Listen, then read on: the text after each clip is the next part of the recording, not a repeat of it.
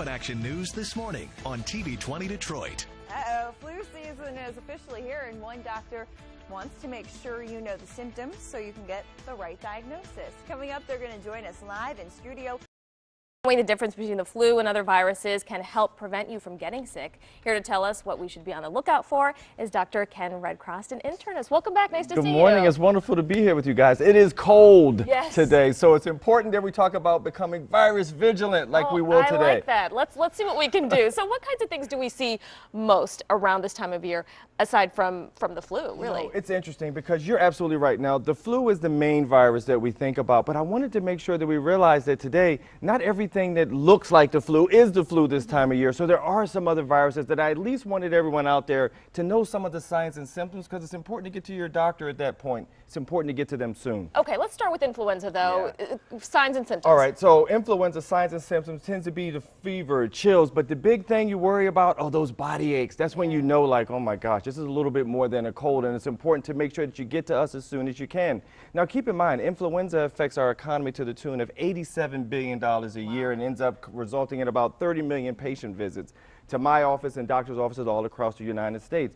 But when you're dealing with the flu, it's all about getting to your doctor early.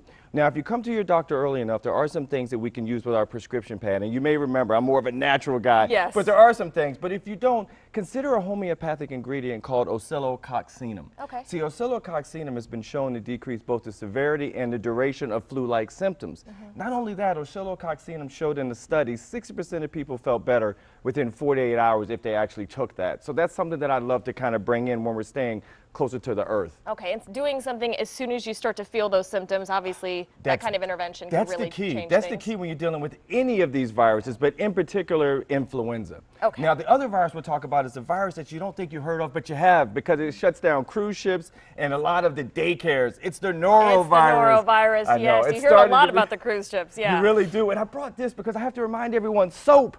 Soap is so important because you have to keep your hands very, very washed. It's very infectious. And I wanted to bring a water bottle, and I wish I had some coconut water, because so many people say, Doc, I don't really like water. But it's important with the norovirus. You got to stay hydrated because you lose so many electrolytes. Most of the time you get nausea, vomiting. Thank God it usually only lasts about 48 to 72 hours. Okay. And what else do you want to talk about here? There's something else that we see. There is, and there's something else. Now, typically you see this in children under the age of 10. It causes a blistering rash on the hand, foot, and the mouth. It is called the Coxsackie virus, or the hand, foot, and mouth disease. Now, I brought this up because typically you'll see this in kids, but we had an outbreak in Florida State University some months ago, and everyone was like, what's going on? This is a pediatric disease. Well, no, not necessarily. The hallmark of disease that really unites all these are fever.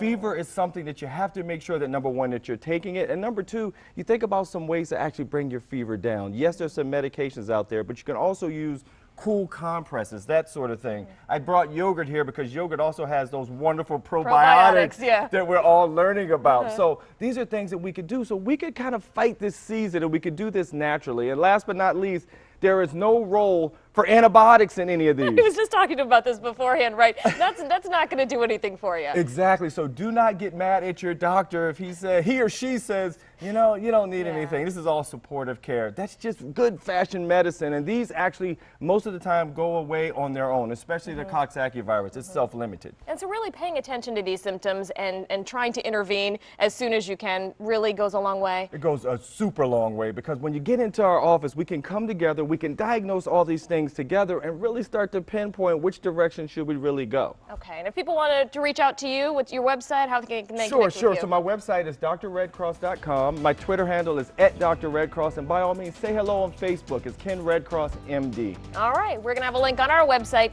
to all of yours. All right, thank you so much. Wonderful to see you. We'll be right back after this.